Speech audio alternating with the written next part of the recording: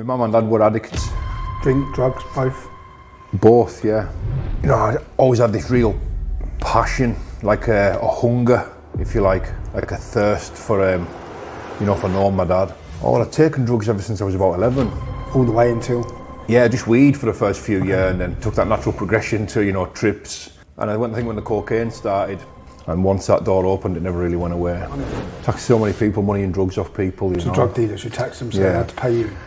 The last one I done, I think I was about 33, and I got stabbed 3 times. It was a love fighting in jail. It was that release, it was that channeling all that stuff that was going on in my own head, in my own life. Then a kid gets lost in the showers on my 3rd night in there. And I was there, the screaming. I didn't even want to turn around. I kind of knew what was going on already. I could see blood in the floor and the water. And I just sort of had a glance, and this kid just said, "Are you staying or are you going?" I was just like, "I'm going, mate." Up until that day, something about looking at myself in the mirror for a long time I didn't really like. I was doing my hair, I'd look in the mirror, but just to do my hair, you know what I mean? Didn't much like. There's a few times I caught my eye in the mirror and whoa, like I didn't like it. Didn't like the person I'd become. Didn't like the person looking back at us. I'll take it. I'll fight anyone for 100 grand, anywhere. But, I don't know how this is going to pan out. The same person that seems to be begging online for this fight, the same person that's got a restraining order out on me for wanting to fight him. Masculine men. It's like there's something wrong with it now. Information covered up, censorship, corruption. The mainstream media have proven itself to be untrustworthy. I'm here to give a platform for debate, for truth, for open discussion. I'm introducing you to my podcast, Silenced with Tommy Robinson. Who exactly is Tommy Robinson, or Stephen Yaxley-Lennon? The English Defence League, the EDL. The problem is with Islamic The English far-right Islamophobic activists. Since then, there's been organised protests across the country in London, Manchester, Leeds. People in their thousands are marching for Robinson's cause. There is no such thing in this country as a Muslim. Free Tommy Robinson!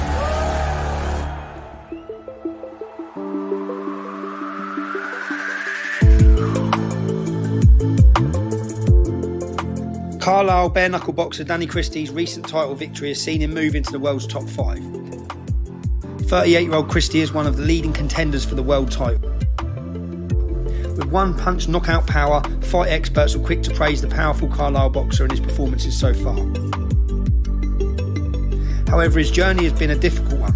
From a difficult upbringing, battling drug abuse, multiple convictions leading to prison sentences and the loss of those close to him. There is no doubt he has climbed to levels of success within his field. However, what impact has his journey given him above others? And what is his plan for the future? Cameras are rolling. Danny. Tommy. Thank you for joining me. Thanks for the invite, Tommy. For my podcast, and we're both sat here with our socks and sliders. Yeah. Say something to him about that. Every comment under all my things is, he's got socks and sliders, yeah, I have. It's comfortable. Yeah, it's it is. better. Yeah. Danny, you are ranked number 4, I believe, now in the world. Bare knuckle. Yes, mate. You're British champion. Yeah. This all seems to have happened pretty fast. It From me, does. from me, I'm watching you. I saw you. I first saw you pop up in your online beef with a Derek Heggie. Yes. Yes. Yes. That's where I saw you pop up, and then since then I've seen you just go up and up and up and up. Yeah. How's it been? But actually, before we start on that, let's go back. I want to know about your childhood. What's created the man who's sitting here now? And how old are you, Danny? 38. You're 38. 38, mate, getting on. So this has all come at a very late stage as well. It has. Where did you grow up? I grew up in Curragh, Carlisle. I'm back there now. Love that place. That the people. It's just home. Just that familiarity that everyone has with their own home. That's what I've got with where I am, and I love the place. I love the people. I love the great border city of Carlisle, where I'm from. How big's Carlisle? I just know it's the last stop before we get to Scotland, isn't it? Yeah, it's not so big. And I know about T-Base. Is it T-Base services? Yeah, that's right. The best services. If you're ever driving up, Yeah. it's worth driving up just to go to these services. I'm telling you. It's like a farm shop food services. That's right, yeah. That's all I know about Carlisle. Yeah, it's I mean, it's pretty small, about 100,000 people-ish. Okay. It's a city. Everyone must know everyone in that town, because like Luton's 200,000, still everyone knows everyone. Yeah, there's definitely that. I mean, no one can really fart without the next person knowing what you've had for breakfast. You know, It's that type of place. I just love it. You know, growing up was good. You know, there was I suppose looking back, there was a bit of trauma there, maybe without realising. You know, my dad died when I was 3. And How did your dad die? drugs. Drug overdose? No, not so much. I mean, he had this thrombosis which killed him, but it was the drugs that caused it, really. What drugs was he on? He was on a whole cocktail of drugs, my dad. You know, was an addict and he took drugs for a long time. When he died when he was young, at 27. 27? Yeah, 27. My mum was, I think she was 18 when she had me and my mum. And when my dad died, I think my mum was 21. Wow. And so my mum and dad were addicts. And your mum was an addict as well? Yeah. Okay. Drink, drugs, both? Both, yeah. Okay. Did you see that as a kid? Did you visually see it? No, not that I remember. I mean, I'm not saying I was hid from it or anything, but I just don't ever remember it, you know. I mean, I must have encountered it. Yeah. I must have, but nothing that sticks. Okay. Nothing that sticks, and you know, I always had this real passion, like a hunger, if you like a thirst for, you know, for knowing my dad. You know, not knowing him, you know, was difficult, I suppose. Everyone that spoke about him, and you know, he was loved. Everyone loved him. You know, he had like a real psychotic side, but you know, he could fight as well. But he was like a career criminal, in and out of prison, you know, his whole life. English, half Irish? Half Irish. They come up from Burnley. Him and my Uncle Sean come up from Burnley. They got a judge from Burnley sort of said they couldn't come back to Burnley, you know, they'd caused that much trouble and burgled that many houses and whatnot down there, you know, they kind of moved them up, kicked them out. So they come up and, you know, he met my mum, and yeah, but they always had that, like I say, that real that thirst, I suppose, for knowing him. Still to this day, I still like meeting people, you know, they were his friends, people who've done prison with him. You know, I still like meeting these people and hearing tales of, you know, some of the things he used to get up to and that, and some of the stories and some of the burglaries and that. And, you know, I suppose I sort of painted him as this Robin Hood almost type picture, which he wasn't, you know, but, you know, that's just, that's how I painted him, you know. Me and my mum's always had an on-off relationship, you know, there's not a great deal of time between us, you know, I think there's about 18 years between us, and she was always more like a sister, a big sister to us, you know, and I'm not saying for a minute that she didn't love me and care, because I know she did, but there was, you know, I'm not sure she was the most like maternal person. She was never nasty. You know, she gave me a few hidings which I rightly deserved, you know, she's the first person to break my nose. You know, which I deserved, you know, 110%. By the time I got to like 10, 11, I was off the chain. You know, I was off the chain. I loved trouble. I had Did you have a father figure at then if your dad died? Yeah, my granddad. You know, I did have my granddad in my life, you know, who I called dad for a long time. Okay. And I was there a lot. You know, I was there a lot. And What, you staying at your granddad's? Yeah, and I could behave myself the whole time I was there, you know, and if he said jump, I mean, I was in mid-air asking if it was high enough. Mm. But as far as my mum was concerned, I was never ever scared of disappointing the woman. You know, it was never a thing like my mum's going to catch me doing something. It was just never once came into my mind.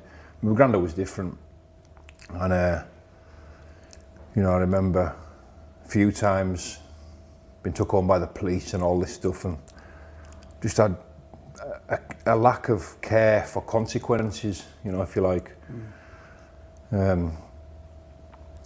But nothing that I remember that was really bad and traumatic. But I suppose looking back, you know, there was a big absence there. A big, like, you know, that absence of father figure, I suppose. Just had a fascination with the fella, and I still have to this day. What with your dad, you mean? Yeah. Real fascination with him, you know, and often wonder what it'd have been like, or what I'd have been like, or what life would have been like, you know, if he was still around. And it's nice to hear all the people that know him and that, you know, they say that, you know, how proud he would have been and all this stuff. And he was from Burnley, so I've still got family down there. I love going down there. You know, that's my dad's side, and so many of them gone recently. In the last couple of years, there's just so many of them in the ground now, and it's Passed away. yeah, it's a shame. What about your granddad? My granddad, Yeah. my granddad died a good few years ago. It was when I was How old was you when your granddad died? 34. I'd got into that bit of trouble that you referred to before, which was just making videos back and forward, you know, that type of stuff. Just to understand this, so people understand, you're both bare knuckle fighters. Yeah. You're both from the same town. Yeah. I wasn't a bare knuckle fighter at the time. I was a boxer. He was a boxer, okay. Yeah. So you're a boxer, he's a bare knuckle fighter. Yeah. He was a big name in the game. Yeah. Online. And you just began clashing. Yeah, What started it? Well, first of all, you know, I need to say how much destruction and chaos, carnage, darkness, depression, despair, all that stuff was going on in my own life. You know, I was a mess at that point, a real mess in the midst of active addiction. You know, I was troubled, to say the least. My life was chaos. And when you say active addiction, how long would you say you lived in the concept of active addiction? Oh, I'd taken drugs ever since I was about 11. All the way until? Yeah, just weed for the first few years, and then took that natural progression to, you know, trips, Mandy, Ease. Ease went on for years, and which at the time was a great time. You know, it's a brilliant time, that, looking back. And I think when the cocaine started, maybe early 20s, 23 or something, thereabouts. And once that door opened, it never really went away. You know, and it was just that all the time. And I had a hand on it, one of them that started doing it just 2-3 times a week. Before long, by the time my late 20s or something, you know, I couldn't put the stuff down. You know, I just couldn't put the stuff down. I was on it all the time. Early 30s, Valium came into the mix, you know, and once I discovered that, you know, that edgy paranoia type prang that you get off a wire, and the Valium seemed to take that away, you know. So I started mixing the two. It's a lethal mix, mate, and my whole life just turned to shit. You know, I split up with the wife I was with for 10 years. And then with the wife, you've got children, haven't you? Yeah. How many? 4 girls. 4 girls? 4 girls. I got a son from before I was married. Got a son from before you married and 4 girls. Yeah. And would you say that the reason for the breakup in your relationship was your addiction? No. I mean, I played a part. Yeah. You know, but we were both at it. Okay. You know, I remember the last 3 years of that marriage just being hell on earth. You know, but we just stayed together for the kids, I suppose. But when that fell apart, I was living with a lass, and I just had no direction. I had nothing. For so long, without realising, I had no goals. I spoke about it once the other week, and someone asked me what I wanted to be when I was growing up, and I said nothing. That's what I wanted to be when I was growing up. I didn't want to be nothing. I had no ambition or no goals or nothing. I didn't want to be anything. Didn't want to be anything. You know, if you asked me what I wanted to be, no one ever asked me what I wanted to be. But if anyone did, I couldn't have told them. I didn't know. And the irony is, you know, by the time I was in my early 30s, that's exactly what I was. You know, I was nothing. Did you have a trade? No, scaffolder. Scaffolder. I mean, I was scaffolder. Okay. But it was just, you know, I was still nothing. You know, it was just, that's how it felt. Yeah. No coordinates, no direction, no goals, no ambition, no nothing, mate. Just a lying, cheating, robbing bastard. But got to that point when the money gets scarce, and I'll do anything. I've taxed so many people. You what, taxed them? Yeah. Took money off them? Taxed so many people, money and drugs off people, you So know. drug dealers, you taxed them, so they had to pay you. The last one I done, I think I was about 33. I attempted it on Boxing Day, and I got stabbed 3 times. My leg, my armpit, and all the way through my arm. So what, you were going around bullying the drug dealers as such? Yeah, just jacking the box. Just jacking the box in them and trying to scare them and that. And making them give you stuff? Got away with it a few times until that last time it went wrong. And you got stabbed? I got stabbed 3 times, yeah. How old was you then? 33. It's not that long ago then. No, and even that wasn't enough. No. It wasn't enough for me to stop that lifestyle I had. You know, it wasn't enough. Just nothing. I don't know what it was. I needed, and I'm running up to what I'm about to say. How lost I was and where I was. All that shit that was going on. So this other lad from this town was making these mental health videos, and he was parading like disabled kids and that about who I knew. You know, look at me helping this person, you know, and I just seen all the badness in it, I seen all the wrongness in it, I seen it for what it was. And I was at a barbecue one day, I hadn't mentioned what I'd seen, I hadn't piped up about it. I was at a barbecue one day, and this disabled lad, well, I was at the barbecue with his mum and dad, and his mum and dad said, we got talking about this video. You know, I said, I seen your son in this video the other day. And she was like, yeah, you know, could you believe he took him off us for 2 hours saying he was going to help us and help him and stuff. And when he dropped him back off, he tried to bill us for his time. You know, he wanted something like 60 quid for the 2 hours. What he'd had, this lad. And that was it. I thought, right. That's the start of your beef. I didn't have a phone or anything. I didn't have social media. I didn't have a phone. I didn't have a Facebook. I didn't have nothing. I had graft phones all the time. So I went home. I rang a mate and said, "You got on a smartphone?" I said, "Come round here. So I want to start something here." So he come round, held the camera up for it, and I just went off on one. I was just like, "You, I know what you're up to, mate." You know what I mean? And what did that your mate put that video online? Yeah. I guess that went viral. Kind of blew up, yeah. Around the town, especially. Yeah. You both. Yeah, it blew up. Faces in the town. Blew up, and then that's how it started. It went back and forward. He'd make one. He was going to do this to me. You know, the lad didn't scare me one bit, you know, and so I was making them back. In the end, I was trying to arrange this fight between me and him, a gloved fight, which I got organised. I got a date on a show over Newcastle at the NE6 suite in Walker. Got this show. You know, me and him were going to fight on a show. I just wanted my hands on him, really. During this time, I was finding out things that he'd done, you know, and speaking to people who he'd done things to. And I started mentioning that as well. You know, and obviously that wasn't too good for the image he was trying to sell. And all of a sudden, the replies stopped coming. You know, the replies stopped coming, so kind of upped the ante me and started going in more and started trying to... I wanted to make him want to fight me, you know, because of the stuff I was saying and putting out there what I knew about him. Then... What does he say about all these allegations? Does he deny all these allegations? Yeah. He denies them. Yeah. I think he sort of wavered in and out of brushing on him and touching on him, and, you know, and then he might know nothing and that. But, you know, since then I don't think about that stuff anymore, and I'm not trying to convince you, or I'm not trying to convince anybody of what I know or what I've been told. You know, I know what I know. When you say you don't think about it, is that because of the negativity it brings? Because it cost me my liberty, mate. Explain that. Let's get to that, because you ended up in prison, right? Well, going back and forward with the videos, he stopped replying. I upped the ante. I was going in.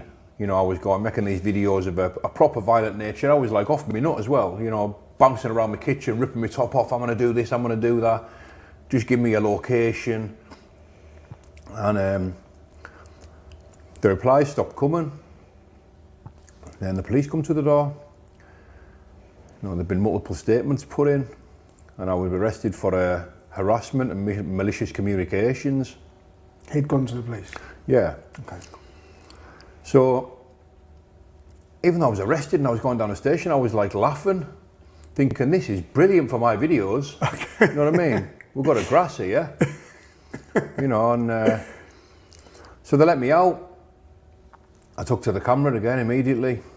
You know, I said, we've got a midnight mass here in the mist, and guess what's just happened? I've just been locked up for calling names. And that was a breach of my bail, wasn't it? And that was witness intimidation then. So my feet never touched the floor. So then you were remanded? So I got remanded in Durham, yeah. For a video? For making videos, yeah, for calling names. And I was told while this was going on, when when I come back, I was locked up for the first about 12 week On remand. on remand, and the Was this your first time in jail? yeah, This your first time in jail? first time in jail Oh, at that point. Jesus, you've had this chaotic life, Got away with so much. got away with everything, Yeah, and then ended you've up gone to getting video for name calling. Yeah. You've gone to jail for name calling on videos. Yeah. That's what got you behind bars. Yeah, I mean, Mad. it was what it was, and I was told, you know, by me barrister that all I had to do was make a counter allegation, and it would have went away. Because he was making videos of a similar nature about you, saying things about you. That was it. You know, but because I refused to do so, and why did you refuse to do so? mate, I ain't putting a statement in against another man for calling me names, you know. Okay. And that's how it is, you know. But there was times in prison when I wished I had, when the sentence came down. You know, there was times when I wished I'd done it. But I mean, it was what it was, and I've got no regrets now. And what was the set? So you done 12 weeks on remand. 12 weeks on remand. My granda was dying, so I got out. I got this compassionate bail with immediate release because of the position I'd had, because I've had the position he'd been and the influence he'd had to me, and with him, me calling him dad for so long. They let me out to go and see him. So they let me out. I got picked up by the ex-wife. Embracing the kids when you get out of prison is something else, you know. It's almost worth going, isn't it? Almost, mate. You know, it was unbelievable. It's like I've had that a few times in my life. You know, when you get in, you're in that hole, you swim through that river of shit for so long. When you get to the end of it, it's like it's nearly worth it. You know what I mean? It's almost worth it. I know the feeling, bro. Yeah, I bet you do. You know, and so I went out. First thing, job number one, obviously going to see my granda. That's the reason I was out. Went straight to Carlisle. I went and seen him. Walked into his house and his bed was downstairs, and he'd lost a lot of weight, you know, and he'd been given a week to live. I went in and I held his hands, and his eyes were stuck together with like sleep, if you like. He couldn't open his eyes, and I said, "Grandad," and he heard my voice. He was like, "Is that Danny?" He put his hand out, and I held his hand, and you know, he said some of the nicest things that he's ever said to me, you know, and I'll never ever forget that day. And I promised him, you know, I was going to get better. And I promised him I was going to be the best person that I could be. You know, because I hadn't been. He thought I was away working. You know, we couldn't even tell him that I was in prison because it'd have killed him. You know, I mean, it was just that, I was just that much of his like blue-eyed boy, if you like. Yeah. So I held his hand, and my mum and that was saying he has yogurts in the morning. So I was sat there for about the best part of 2 hours. It was difficult seeing him like that, but I says, I'm going to come back in the morning and I'm going to give you your yogurt. And I went home and he was dead within the hour. And ultimately, you know, I have so much gratitude for that moment, for him being able to get that opportunity, you know, to hold his hand in his dying hour, for him to say some of the things that he said to us. It was powerful, man. What did he say, if you don't mind me asking? Well, me and my mum had a big fallout. Yep. And you know, he told me he forgave me for that. You know, and he was your mum's dad? Yeah. Okay. You know, and he told me that... You had a serious fallout? Yeah. I mean, he stopped talking to me. Okay. You know, which was my own fault. Yeah. But he said that me and my mum, you know, are the closest two people to him ever. And he says, and I need you two to get on before I move on, was his words. You know, before I move on. I need you two to get on. You know, and he said, anything that you want, Danny, you can have. You know, he said, and I've seen it in you since you were a young lad. You know what I mean? He says, you can have anything you want. He says, and you've always chose to have nothing. And he says, why don't you choose to have everything? And you can have it, you know. And I was fighting back the tears, just speaking to him, and I had to stay strong, you know. I was actually crying, tears around my eyes, but I was trying not to let him know I was crying because he couldn't see me. And yeah, and I said I was going to come back in the morning and give him his yogurt, and he was dead within the hour.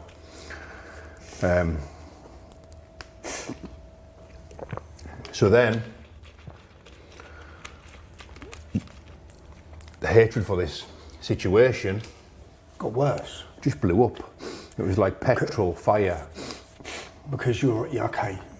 Your granddad's just died. Yeah. That's your second father figure you've lost. Yeah, and I mean, listen, the problem wasn't court. The problem wasn't my granda. you know, the problem was fucking me. I was the problem. I was blind to that at that time. I thought, right, this is to blame. This person, this situation, you know, this is all. You blamed him for being why you've been away from your granddad for the last 3 months before he's died. You know, and listen, at that point, I hadn't accepted my part in it. You know, that came later. That came when I got sentenced. At that point, it was just, you know, I'm dealing with a grass here, and this is his fault. You know, that's how I seen it, wrongly. Yeah. That's how I wrongly seen it, but that's how it was at that time. I was back at court. I got sentenced for witness intimidation without violence. It was like the lowest one. Harassment and malicious communications. And I got 18 months. And I It's a big sentence. With my remand knocked off, I think I've done about 7, something like that. And I went back to Durham. And I was waiting on my Cat D because I immediately qualified for Cat D because of the category of my offence. Yep, online, nothing. And I think I was 3-4 days into remand on Durham, sentencing. But I was in a remand jail and I was waiting for my allocation. I was talking to a screw about my allocation, and as I was talking to him, somebody pushed in front of me in the dinner queue. And I still had that problem. I used to love fighting in jail. You know, I love fight anyone in jail. I used to love fighting in jail. It was like, but it was that release. It was that channeling all that stuff that was going on in my own head, in my own life. You know, into like a physical fight. You know, and I got a massive release from it. Yeah. You know, and the more fights I could get in, the better. You know, and I loved that stuff. You know, especially in prison when you know you've only got 30 seconds. Yeah. You know, I could do some damage in 30 seconds, and. This kid pushed in front of me anyway, and I'm not even sure I was going to do anything until I asked him. I said, you know, do I not exist to something? What are you doing? And he just looked over his shoulders like, deal with it, mug. And I don't know if 10 or 20 seconds went by, and I was just like, I don't know why. We were in the door of the canteen by this time, and I drove an elbow into his ear. I split his ear, and he went down, and I fired a couple of kicks in. Then I got took down by this screw, and I forget his name, but people who's been to Durham will know him. He's like, he does the jiu-jitsu and that, the little one with the cauliflower ears. He just tied me up like a pretzel, all on his own. And I was screaming in pain. So I took back to my pad. And this lad had a bit of a firm, northeast lad. They were all shouting at me, and I was going back to the pad. I was shouting at them. Then they opened the pad door after I'd been locked up for 20 minutes. They're like, Christie, you're gonna die. You know, you're getting off this wing. You caused some chew on here. And so I went over to B wing. Well, because I was waiting for my Cat D, they come and got me 2 days later after that and took me down to Kirkham. Which is Cat D? Cat D, sorry, Cat D. What's the difference? So people who haven't been to jail, so they can visualise, what's Durham like? What's it like as a prison? Durham's, I can't glamourise it at all, because it's a shithole and it's not a nice place, but Durham's like a rowdy jail. Yeah. But the thing I liked about it, you know, we'd been in 4 different prisons. The thing I liked about Durham is, you know, it's our crack. They're all Geordie lads, they're all northwest, northeast lads. It's all Chavagaji mush. Okay, you know, it's all the same lingo, it's all the same patter, it's all the same banter. Yeah. And for all this trouble, you know, it's quite decent. You know where you're standing there. That makes sense. So you locked up most of the day? Until I got a job. I was on 23-hour bang up until I got a job on the cleaners, and then I was away on there. That was on remand the first time. I never even got a chance to get a job the second time because I wasn't there long enough. Okay. So I've gone to Kirkham, which I was allocated to go to. This is after I'd hit this kid, 2 days after I'd hit this kid. I got to Kirkham.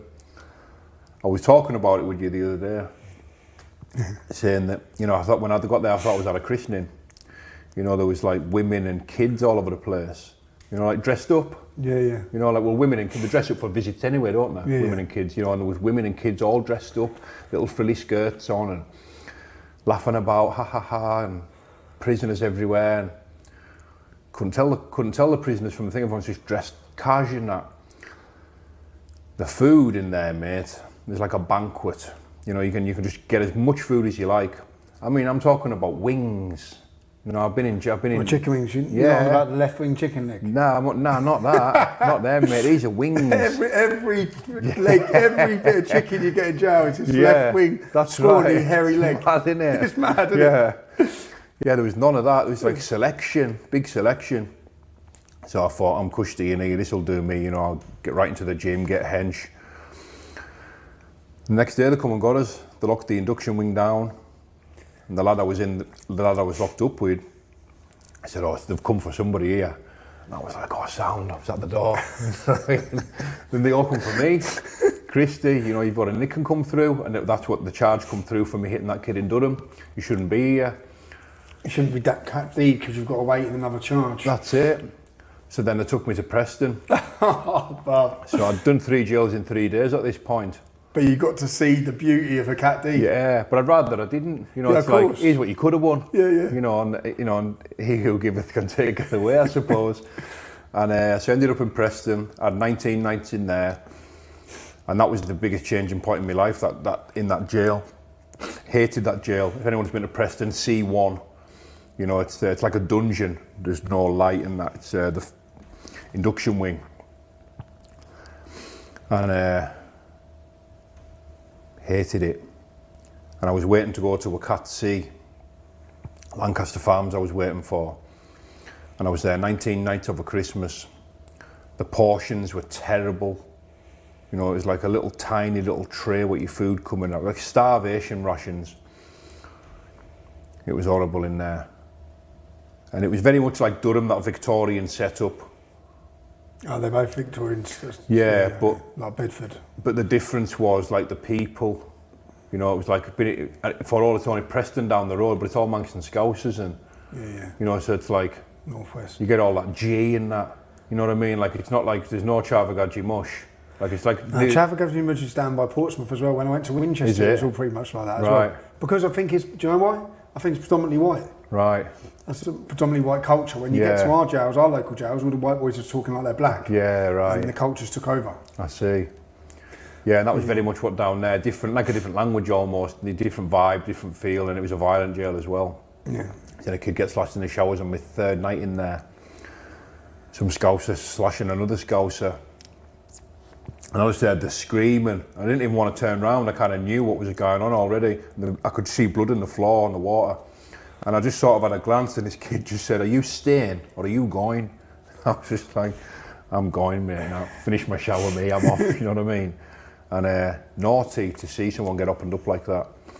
But on the 22nd, I believe it was, of December, the chaplain come and got us. I've spoke about this before. This was like the biggest changing point in my life. My auntie from Burnley had died. And I loved that woman. You know, I loved that woman. I was so close to her. I was down there all the time. We spoke on the phone regular. I love that woman, you know, and I miss her so much. And What's the relation with your father's then? Yeah, my dad's sister. Dad's sister, okay, so you kept contact with your dad's sister all Yeah. Okay. And my dad had 2 brothers, 2 sisters, and I loved them all, you know what I mean? I was always so close to them all. I love them all. With my Auntie Carol, you know, I was like, perhaps that one I think I was closest to out of them all. And the chaplain, I knew it was bad when the chaplain, you know it's kind of bad, you can tell, can't you? Yeah. You know, they're not coming for you to give you your phone credit or something, you know, they're coming for you, you know. And I was like, who is it? Who is it? Who is it? I got down there thinking the whole time, you know, of the worst, and you know, told me that my auntie had died, and my auntie Jackie, you know, her sister had rang the jail up and told them, so they told me, and they left a number, so the big, huge Muslim fella, the chaplain, and he let me use the phone. He let me use the phone in there to phone my auntie. She'd left a number and let me phone, so I spoke to her. And I was all right until I was all right. I didn't start crying until I spoke to her. Once I spoke to her, you know, she told me, and I just broke down. I had a proper breakdown. I couldn't stop crying. You know, that like rough sort of carpet tiles that you get in prison. By the time I got off the phone, I put the phone down, I sat there like this for a while, just sobbing uncontrollably, so I couldn't stop crying. And there was a pool of tears on the floor like that by the time I'd finished. I was down there for hours. And the fella was so sound, but he was like, "You ready to go back?" I was like, "Do you need half an hour?" "Yeah, I need half an hour." So I went and I lit a few candles in there, and I was looking at the big stained glass and that. And I was like, right, I'm ready to go back. So I went back to my pad, and them little plastic tile mirrors what you get.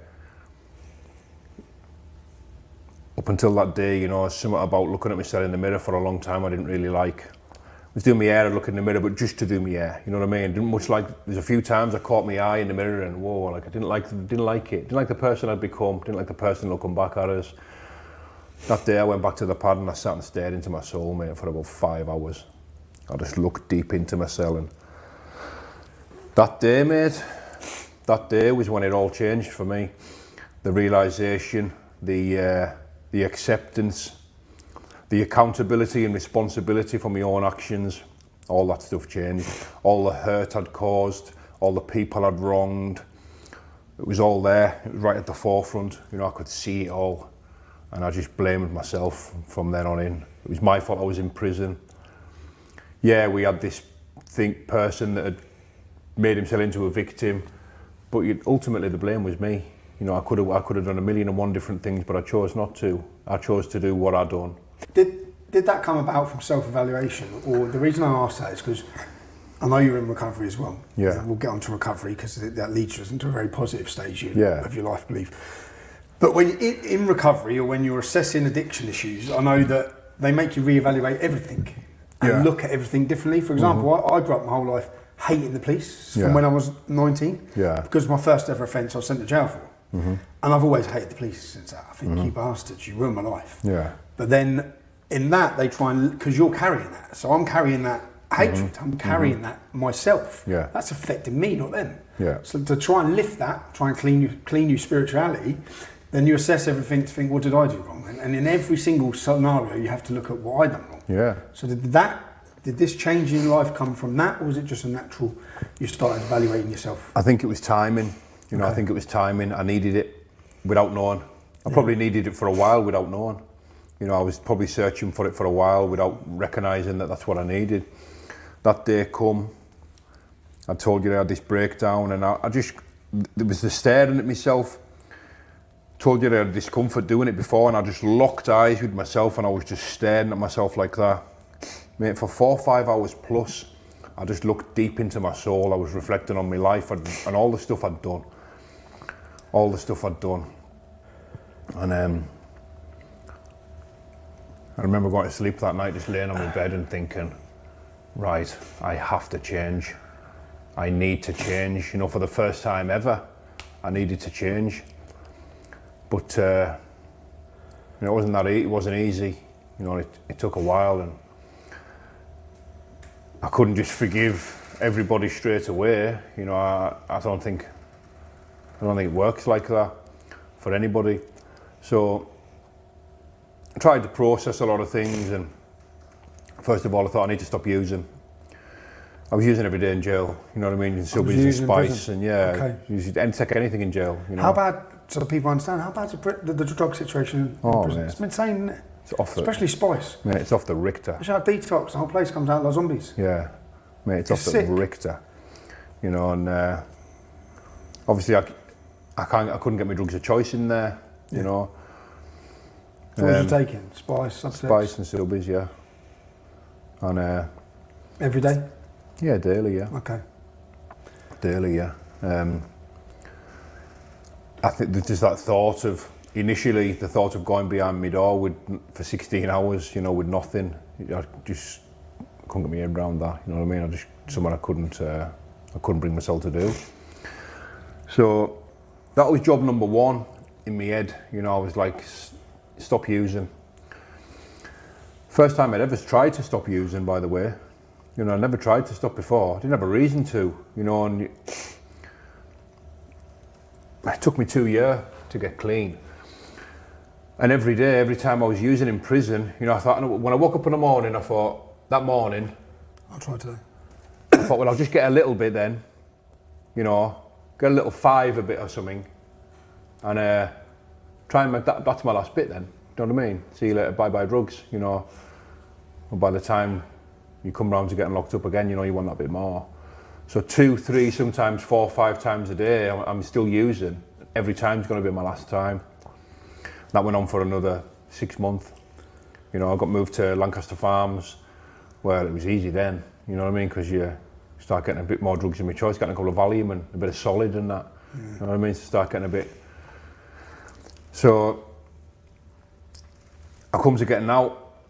I've still been using the whole time, so I was like, right, I'll tell you what I'll do, because I can get my head, you know what I mean? Because I can get Charlie and that when I get out, I'll just go on one big one. No, and that'll be the last of it then, you know what I mean? Because me telling myself, I don't really want to finish this journey on subbies and spice. You know, I can do it. You're self-justifying. Yeah. Every time. I can do it glamorously in some hotels with a quarter, you know what I mean? So I got out, couldn't stop, right back into my substances of choice, you know what I mean, couldn't stop.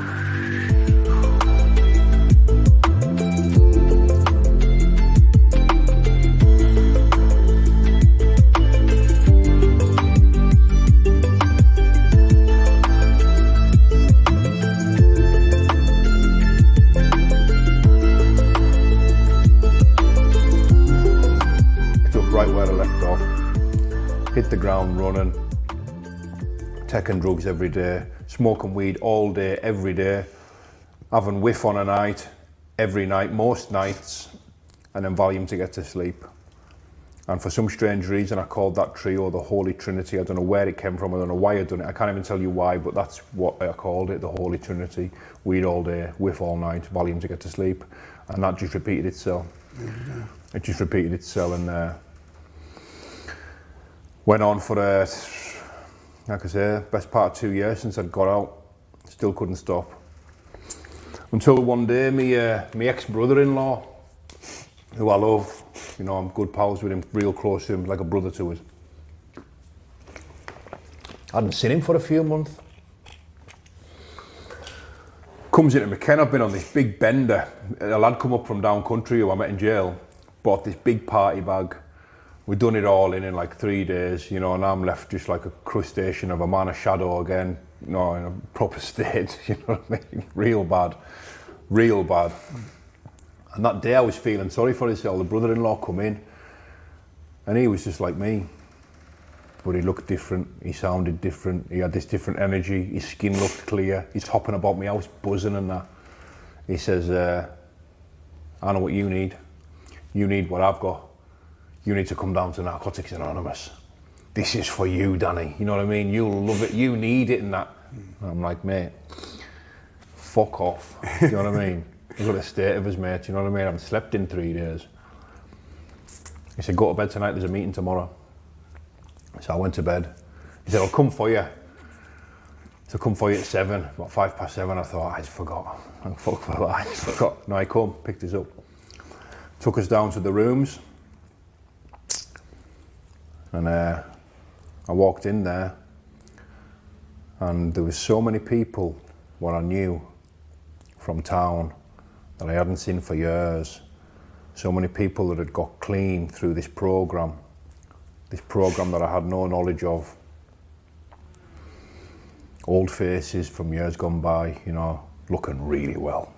Looking like supreme, mate. Looking belter they were, all these faces.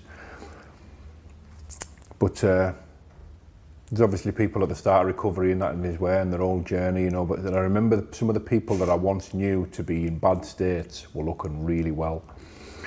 And Adam was like, look, these can do it, look at him, remember him? You remember him, don't you? I was like, yeah. He's like, look at him now. He's like, that's in here. And I was drawn to it. I really liked it. I got a lot on my first meeting. Did you speak at your first meeting? No, I didn't speak at my first meeting. I just listened. And so people understand this is like Narcotics Anonymous, where there's a large group of people come round. Yeah. Someone who's been through the process stands and gives you their explanation of where they're at in their life, tells you their then real lows, they're real deep lows. Yeah. Remind you of how bad life is. Yeah, and they make it clear on no certain terms that this program works. You know, that the program works. You know, the 12 steps of Narcotics Anonymous, and there's other fellowships as well which do the 12 steps. But you know, I really found that NA was for me, and first time ever, mate. I went 59 days clean. From that day? From that day, I went 59 days Did you clean. go to meetings daily? Yeah. You went daily? I've done online meetings. I went to meetings daily. Okay. You know, and they recommend you do 90 meetings in 90 days. Well, I never quite got that, but I done pretty okay. So I'm 50, 56, 58, whatever days in, you know, trying my best to live this program. And this comes back in, you know. Took my eye off the ball a little bit, got a bit complacent with what I was doing, and deserved a treat, didn't I? You know, it's my head. That's how I was thinking. Justification again. 59 days, Danny, you know. So go and have one, because you know now you can do 59 days. So, and all that bollocks. So I had a big one, and they say something, you know, in the rooms that using will never be the same, and it won't. Even though using for me was shit for so long, especially in the last 2 years of me using. See, the lines are blurred for me. I can't remember when it stopped making me feel good. I used to love taking drugs, me. That feeling that I used to get, whatever it was, that synopsis or euphoria that I used to get. I can't remember when that went. I just cannot remember. All I can remember is for a long time it was shit. And once you've had a taste of recovery and you relapse, then you'll know how shit drugs can make you feel, because you know you've got to rock bottom, and then because you've already relapsed, you're thinking I might as well just totally relapse. That's it. Well, you get that fuck it switch, because you know really you've got to go back to the rooms. You know recovery works. You know this. You are going to go back, so you've got to fess up. You've got to man up. You've got to get back to the program. But I'm not finished yet. Do you know what I mean? Is what you tell yourself. Let's just keep fucking going until this self-destructive fucking happens. And that's it, that fuck it switch come in, you know. Instead of like when we're addicts, you know, you get so much drugs. Oh, well, that can last me till tomorrow morning, and that. I'll just take loads and loads and loads when I was relapsing. And using will never be the same. So I went back and I done 30 days again, and I relapsed shortly after 30 days. And I was losing my way with recovery a bit after my second relapse. I'd done another 30 days, which is always the hardest, for me anyway, 30 days, because I don't know how it is for anybody else, but I know it is for me, you know. And my biology, my neurochemistry, what, you know, whatever you like, my physicality, my mentality, when I have something in my system, mate, no matter what it is, if it's in my blood, my fucking disease, my addiction is just screaming, feed me. You know what I mean? Cravings are unbelievable. For 30 days. That 30 days is hard, man. And I've done that fucking 4 times now. 30 days. You know, and I don't want to ever do it again. Last session I went on, my mate's funeral. Fucking great lad. Jason. Died on a motorbike. He was a boyo, you know what I mean? Loved him. I think I'd had about 40 days clean or something. Went down to the funeral.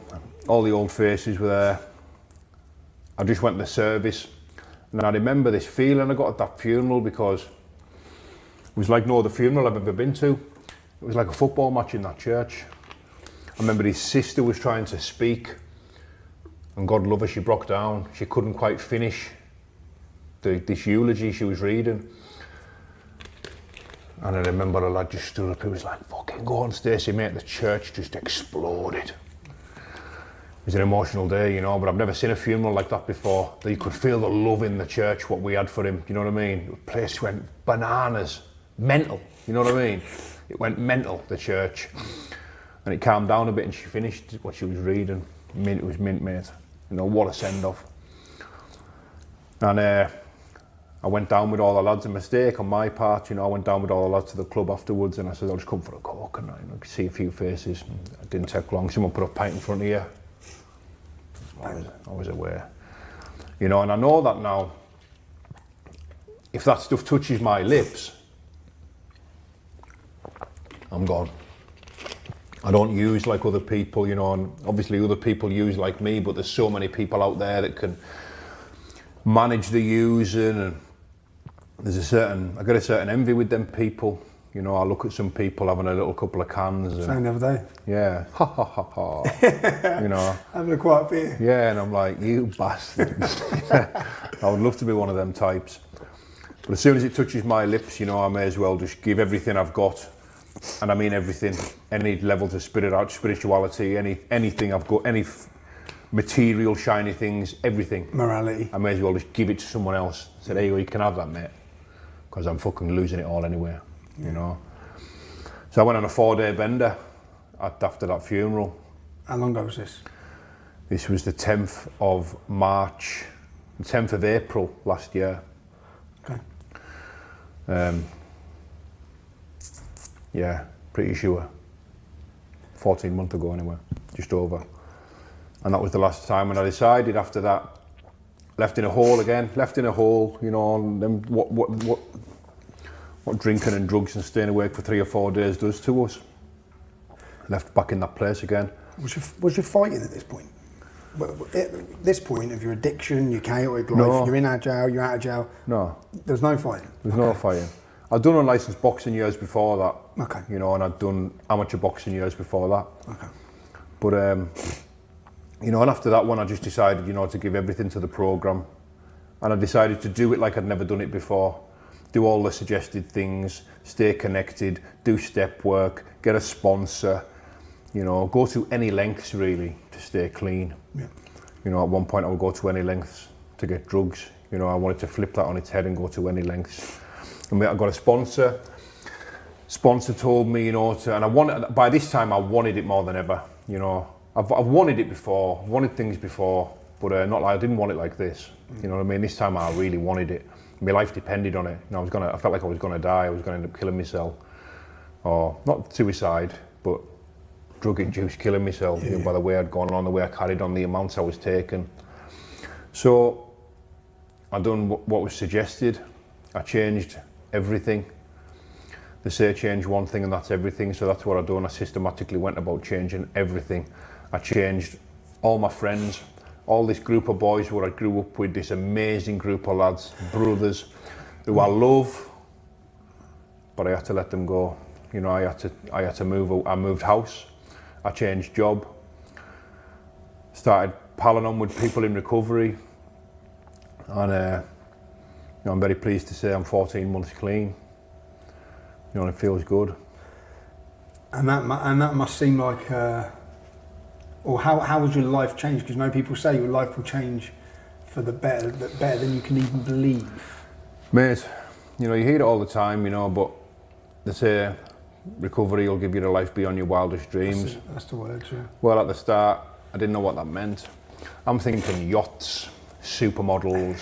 You know, I'm like, are they all going to pull a grand out or something? Give me a grand each or whatever, you know. And even when the first meetings, I was that confused by it. These people that I'd seen in the meetings that I knew for years, that I hadn't seen for years, I'm like, I wonder what sort of wages they're giving him to say all this.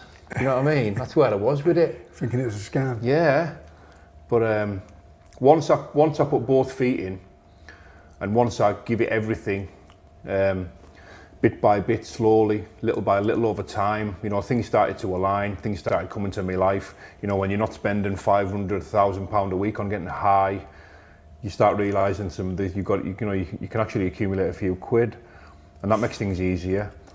Relationships with my kids just better than ever. You know, and I was always present with my kids, but often in body and not in mind. You know, there was times when I just felt like they were getting in the way of my using, you know, unfortunately. That's just how it was. But, you know, things got better than ever and continue to get better. You know, and I've had some ups and downs in recovery, and it's not easy. It's not easy at all.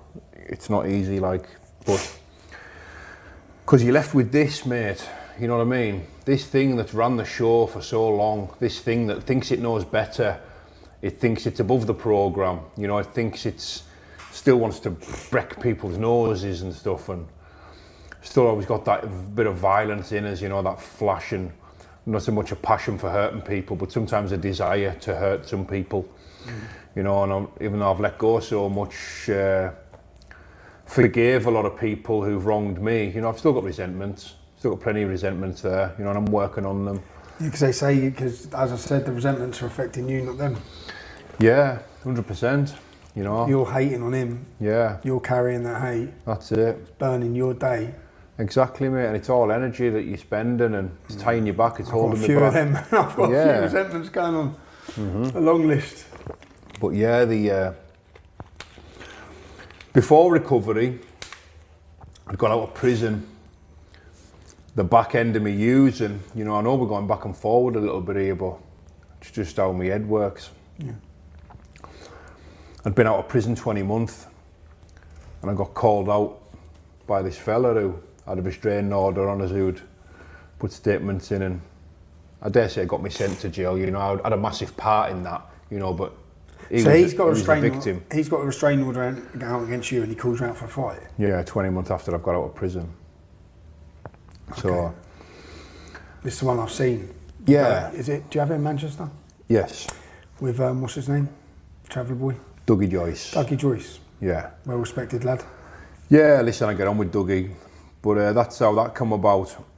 I hadn't mentioned this lad and wouldn't mention this lad because of the restraining order. I was just trying to be, you know, I was lost, I was still lost. Trying my best to get clean, which I couldn't do at that point. So I got called out, you know, and I still wanted to really put my hands on this lad, you know what I mean?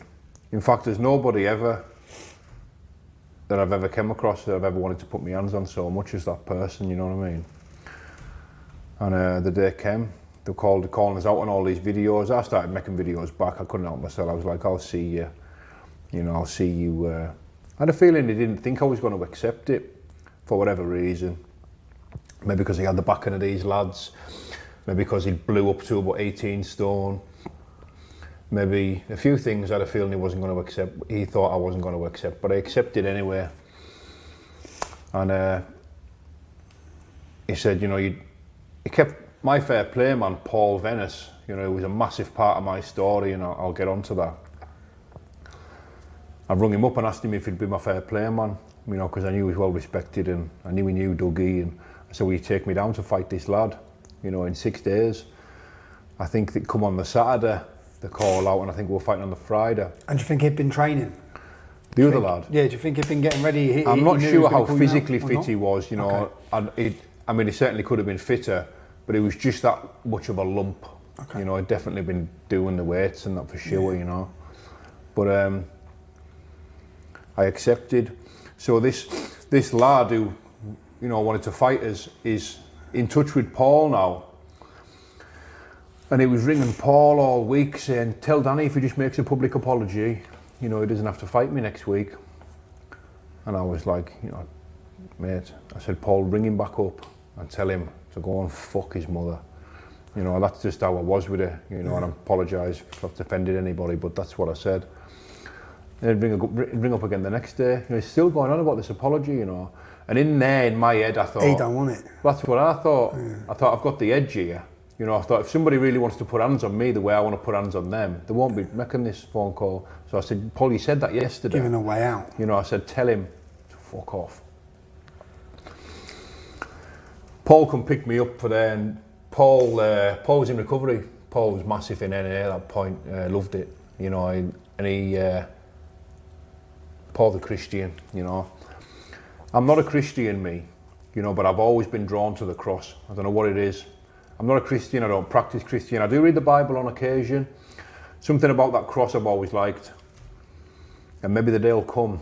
You know, I get signs all the time, and I don't know if I misinterpret them or what, but I get signs all the time, me, you know, all the time, mate. You know, I get sign upon sign, and I don't know if I'm misinterpreting them or I don't know what, but I feel like I'm waiting, me. I feel like I'm waiting. I feel like I haven't decided what I want to do, what I just, I'm not ashamed to say I just don't believe. You know, I don't believe. The day might come where I might believe that Jesus died for me. But you believe in a higher power. You I must. know there's a higher power, mate. So without uncertainty, I know there is. You know what I mean? It's understanding what the higher power is. Yeah, it's my God hasn't got a face. No. You know, I just know there's a power at work all the time. It's greater than myself. Paul's explaining all this stuff to me, and they take the word God out of it for some people to struggle with that. Yeah, some people hear the word God and they get scared. You know, and I understand that. But that cross for me has always been something.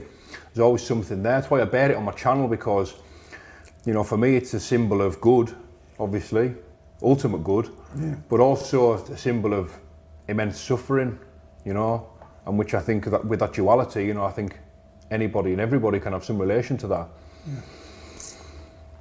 Me and Paul talked at length on the way down, and I forgot I was going to a fight. You know, I just met this big lad who I'd admired for years, and talking all the way down, and we got about 10 minutes off on the sat nav, and he's like, right, you're fighting in 10 minutes. I was like, oh shit. So I wrapped my hands up, and we purposely took our time getting down there, because I know myself. What it's like when you're standing waiting. He's in the gym waiting, he's making videos, I'm here. I'm like, you're there? Fucking 4 hours away. You know what I mean? You'll be there a while, mate. And I knew that what that does to people's adrenaline levels and that. And so look, I went down, the fight was what it was.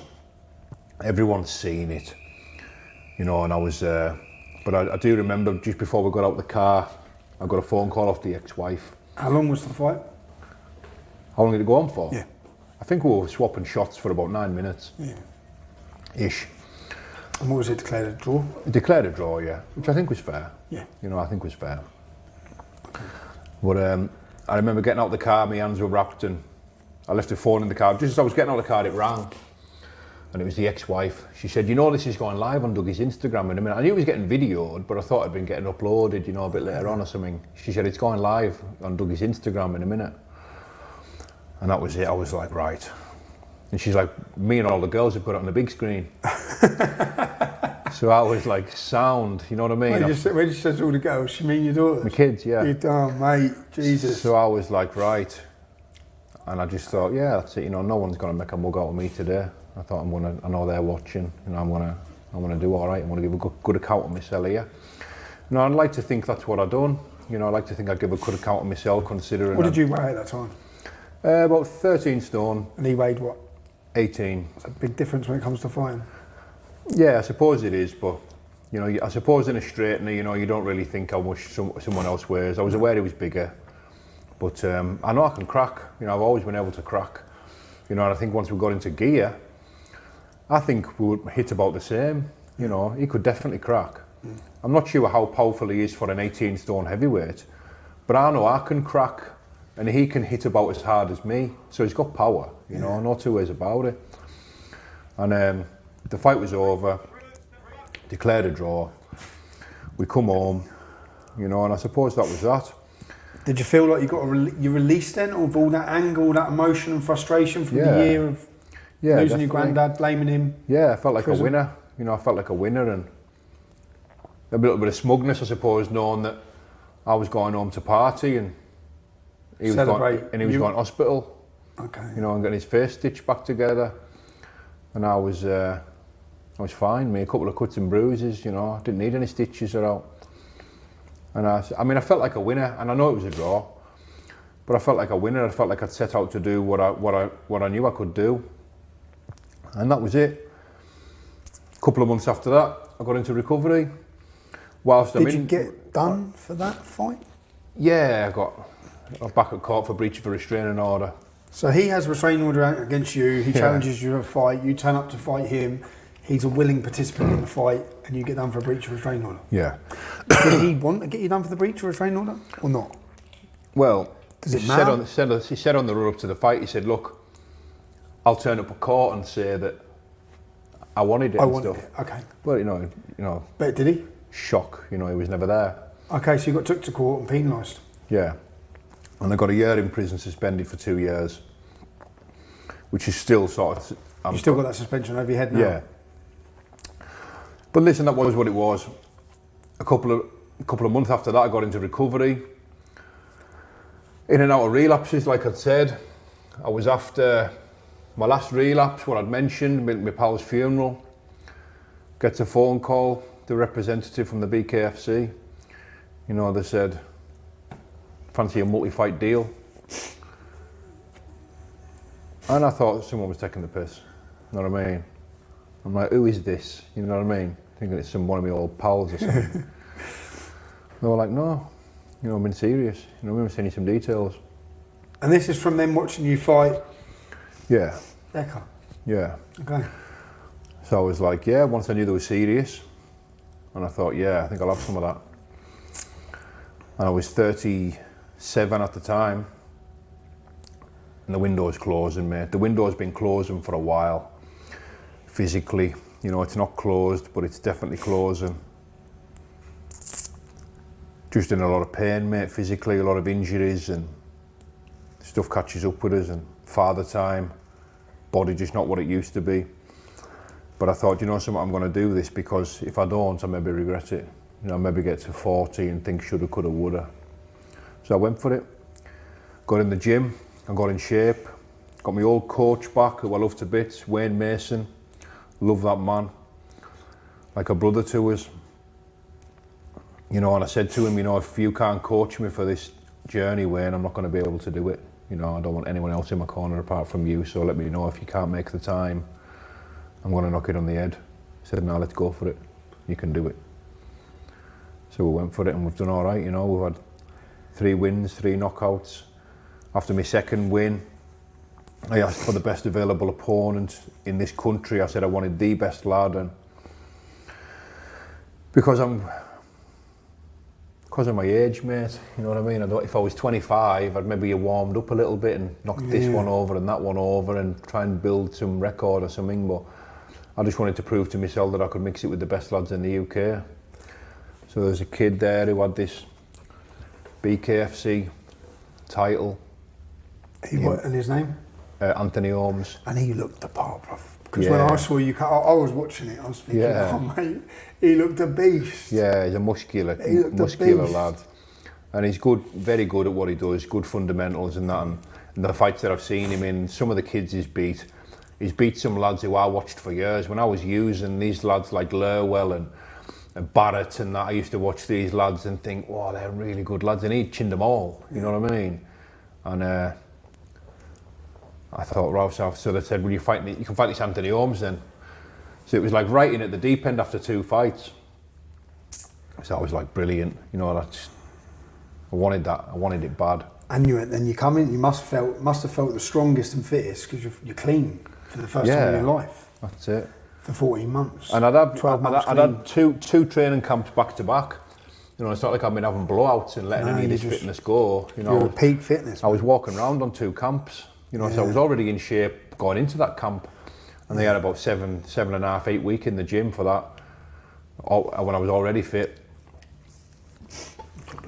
and we got the job done. Scored a knockout, scored a belt and knockout. Some knockout as well. Yeah, loved it. Some knockout. What a feeling, mate. What a feeling, you know, to lay somebody flat like that in their own backyard. A champion, undefeated kid. You know, beat all the people that I'd looked up to for years. And I'm in there laying him out. And what a buzz, mate.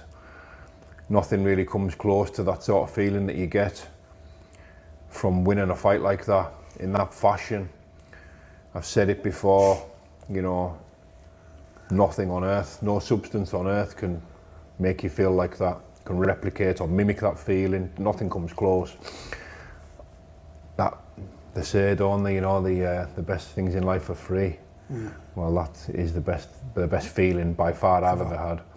You know, better than anything, better than sex, better than watching your kids get born, you know. It's that release of everything, all the dopamine, all them feel-good hormones, adrenaline, and all the glands just like shoot the bolt, you know, they just get massive amounts of it into the bloodstream, mate, and there's no feeling like it. And I see where that buzz, what I love, you know, not sure how I'm going to have to find something to replace that, mate, when I finish fighting, because... Which is what a lot of fighters struggle with. That's a problem that a lot of professional boxers face, and it usually drives them to addiction. Yeah. And issues after they come out of boxing, because they're trying to find something to replicate that feeling. Searching for something to replace it. Yeah. So you're currently ranked 4th in the world. Yeah. You're awaiting a new fight deal. Are you? I've got a multi-fight deal at home. You've been offered a multi-fight deal. You know, and the last fight I was in that with me and Anthony was a world title eliminator. So I've been promised a world title shot. I believe there's some difficulties getting Lorenzo Hunt into this country. I can't get out of this country. You know, I've got 33 convictions, and I'll be wasting my time going to the embassy, you know. So it seems to be a bit of a unique problem, you know, the fight that I wanted. And I know Lorenzo Hunt wants that fight as well. I speak to him, you know, and I think that'd be a great fight. I think it'd be the biggest fight that Britain's ever seen. For bare knuckle. Bare knuckle, anyway. And we're just going to have to wait and see. There's a lad out there, David Round, a Welsh lad, tough lad. And I give him my word that I would fight him before I jacked in. Okay. So, if we can't make the Lorenzo Hunt fight, which would be a shame, you know, since they've not promised me, but contractually, you know, I was obliged to have that fight and maybe to fight David Round. There was talk of me giving Anthony Holmes a rematch, you know, but he think he's on about moving down a weight now. You know, if I'm only having one more fight or 2 more fights, you know, they've got to be good fights that I want. Any talk of Decker? Yeah, you know. I think that may be the biggest. Listen, it's funny, you know, because when I watch things and I'm sent things and I hear things that this rematch has been talked about for 100,000 quid. Well, someone got in touch with us. There wasn't mention of 100,000.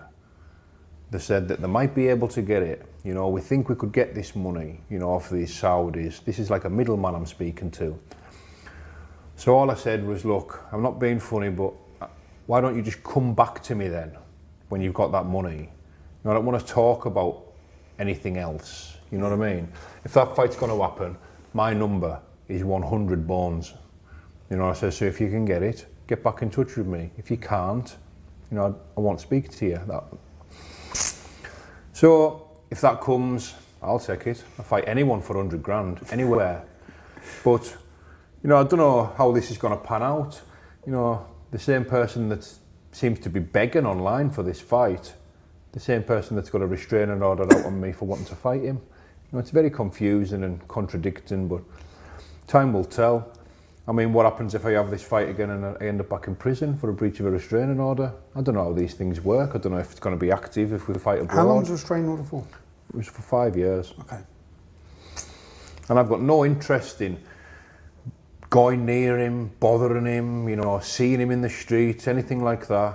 You know, I treat him like I treat anybody else. You know, if they come in the street and make me feel threatened and I feel like they're going to do something, you know, I'll light them up. But until then, you know, I'd rather just be left alone. But it keeps going on about this rematch. And it's like, it's talking like we're in some kind of negotiations, you know, like it's... I guess your profile now has bombed. Yeah. Your profile has bombed. Yes, mate. So, he'll be talking his way into it. We'll just have to see. Look, if somebody comes to me, you know, I sent something the other day and said, like, sign the contract. You know? He said that? Yeah, what contract? You know, I mean, how much money do you think I've got? Do you think I'm going to be looking at a contract for 100,000 quid? And not signing it? And not signing it, mate? Come on. If that contract lands, I'll do it. You know, and if it means going to prison for a year or whatever, I'll go to prison for 100,000 quid. But we'll just have to wait and see. No, nothing's certain, nothing's set in stone. I've had a brief conversation with one middleman about it. That's as far as it went. You know, we're not in negotiations of any kind.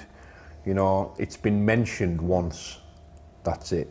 Let me ask you this, because about 2 weeks ago I was driving through Spain and I stopped off in Benidorm where I was beaten up. Yeah? I shouldn't laugh, mate, but yeah. No, you should laugh. I went 9:37. Check out the video. Yeah, 9:37 in the morning. I wake up, right, and I'm at the side. And I'm at the side of these stairs, and I'm in Benidorm, and all I heard was Tommy, and I've just been battered from everywhere, right. And as I'm getting punched from everywhere, I'm ducking down, and then I'm running, and I'm getting chased. And as I run up I run up a fire exit chute of some flats. I'm trying to get in the flats, and I run all the way to the top. At which point I must just collapse. Because the next thing I wake up, and this is probably about 2 a.m. Next thing I wake up is 9:37 a.m. Bruv, I just woke up, man. I know it probably don't look like it. My face is fucked. I got bad last night. I've just fucking, I must have been unconscious here, bruv. Look. I fucking legged up here. Can you see that? Fuck, man. Fucking hell. I've just woke up. I must have been unconscious on the floor here for hours. Oh, you fucking mugs, man. When I look at the video now, it's ridiculous because my face ain't bad, yeah? But I felt, and I still feel, yeah, now. Yeah, you will. Look, I'm feeling it everywhere. Yeah. I've got my ear, I can't touch my ear. And now that's from nothing, yeah? When I look at your face, yeah, after each one of your fights, yeah, and then I look at that, and I think I can't lay on this side, I can't sleep on this side of my head, still, from weeks ago. Your face must have been battered or feel bad. And how long does your jaw, your head, how much more will you put your own self through? It's a good question, you know, because I like that question. I'm not sure, you know, Is it something that's on your, is it something you're thinking about seriously because of the consequence of the beatings? Yeah, I mean, my son loves it. My son's like, that's my dad, you know what I mean? But my eldest daughter and my second youngest, Georgie, you know, she cries when she sees me, you know, after a fight. And that makes me upset, you know, and she... I could imagine, we'll include some pictures of your face here because it's serious. She asks me to stop. Your daughter does? Yeah, she says, I don't want you to do it anymore, Dad. You know, and I try and explain to her and I try and say to her that, look, I need this, you know, I would like to do one more. I said that last time, you know, I would like to do one more. I want this title, you know, this British title. So now I've got that, there's this world title. You know, so I've talked around with that. And listen, I need to know from my own point when to walk away, because no matter what, if you keep winning, there will always be another challenge. You're not punch drunk. You don't seem at all. You're very, because some people are. Yeah. You seem very. Well, I'm new to this, taking this type of punishment, mate. You know, this. You have to get a few times. That might come in years to come, maybe. You know, and I need to be able to get out of this with all my faculties and that, mate. I need to be able to string a conversation together, and more so watch my kids grow up and be an active part in their life. You know, I need to provide and protect for them. Protect and provide, you know, it's so much, my kids are the biggest thing in my life by far. And with them telling me to stop, you know, it's hard to keep going. But I don't want to get myself in this position for a world title and not go for it. You know, I could regret that when my body won't do what it can do now in a couple of years. You know, how will I feel about that, staring at a world title and not taking it? And now there's talk of the world title might not happen, so I maybe just take one more payday, one more fight. Listen, mate, I'm towards the end. I'm nearly finished, and like you say, mate, the pain. It must be excruciating. The pain that you're in at following a fight. I mean, that last fight I was in a bit of pain. I had some lumps and bumps. I had a nasty cut, which was to the bone. That's what I love about the BKFC, you know, they'll let you continue. It's, you know, it's blood, sweat and tears. You said to the judge before, you said, I bleed. The referee, yeah. The referee. I make a point of saying that to them. I bleed. Especially after my first fight with Terry Brazier. That was the most physical fight I've been in. You know, a two-time MMA world champion, you know, Bellator veteran. And he gave me the hardest fight to date on my debut. Very physical affair. strong lad. They clinched, all that clinch work and that, and he smashed us to bits. My head was like a box of oranges. You know, the lumps and bumps that I had on my head for the weeks after that. I could, like you say, that laying, you know, couldn't lay certain ways, couldn't lay, couldn't do anything, couldn't hold. And still like that. Mate, I couldn't hold a spoon. My hands were that smashed as well. You know what I mean? Like. Yeah, look at your hand there. Yeah. And that's permanently just that now. Yeah. And this is what I mean. You know, we only get one body. I don't know how much more I want to put myself through. But like I've said to you before, mate, there's no buzz like it. Even before you've knocked someone out, that's a feeling in itself all by itself. But that's just the danger. You know, when you're in a fight and you're taking chances, you're rolling the dice, you're going for punches and missing, you're getting caught, and nothing makes you feel more alive than being in that moment. You know, I don't know if it's the warrior in us, or I love it. You know, I love that feeling of rolling the dice with powerful men. As you're talking about it, you're talking about masculinity, being men. Yeah. What do you think of the current state of affairs of masculinity and men? I think it's a state, in the mate. UK. I think it's a state, mate. Look at the state of it. Just look at the state of it. You know, you got people men who won't stand up for what's right because they've been told it's wrong. Yeah. You know what I mean? And they're being, for lack of a better word, demonised. You know, masculine men. It's like there's something wrong with it now, isn't it? It's like there's. They want a feminine. It's like you shouldn't. It's like you shouldn't be it. Yeah, toxic. Yeah. It's like, you know, they want, because they don't want strong men. Yeah, and you can see why. You know what I mean, with the way the world's going, and you know, just bit by bit, little by little, taking it away, and testosterone levels at an all-time low. It's not a coincidence, mate. No. You know, it's bad. What advice would you give any young lads watching this? Young men, young kids, young youth who look up to you?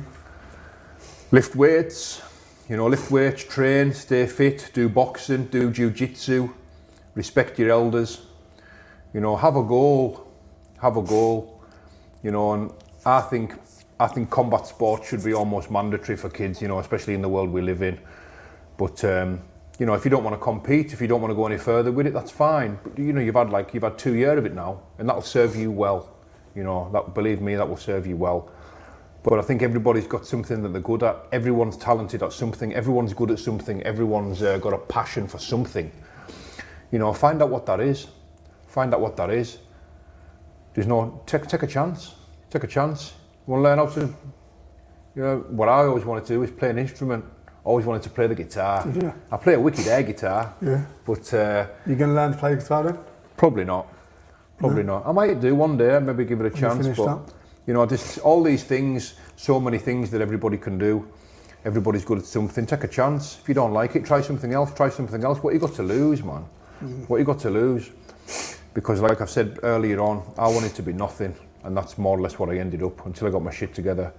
You know, you don't need to wait till you're in your mid-30s to get your shit together, mate. You can do it in your early 20s. You know what I mean?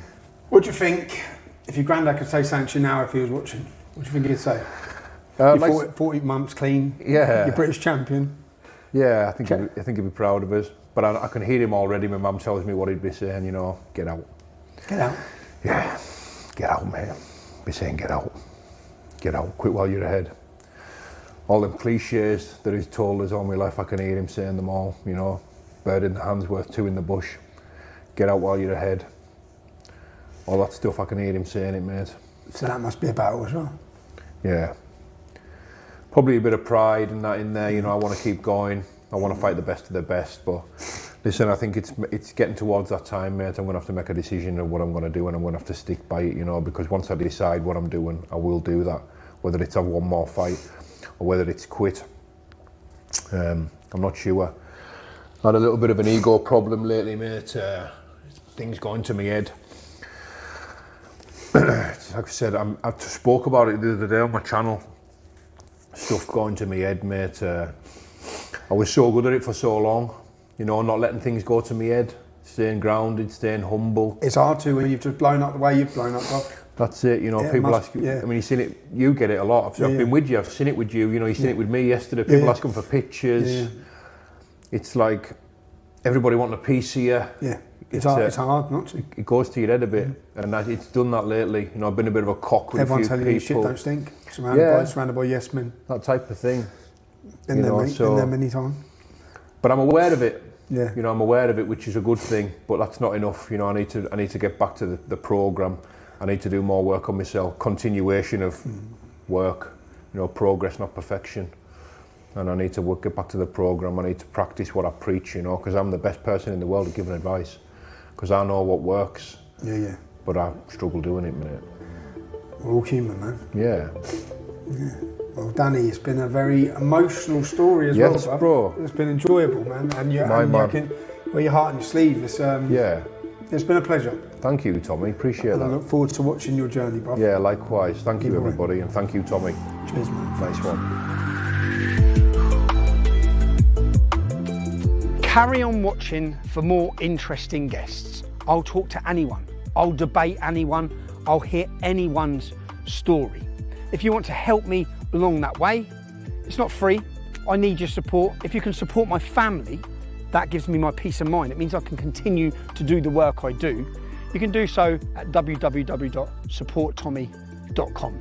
I appreciate every bit of support, as do my children. It gives me the ability to fly them out here to see me so I can stay in constant contact with them. I'm deplatformed and I'm censored, so I need you. I need you to share this content and make sure you stay tuned for upcoming weekly guests, interesting guests, exciting guests. I'm Tom Robson, and this has been my podcast, Silenced.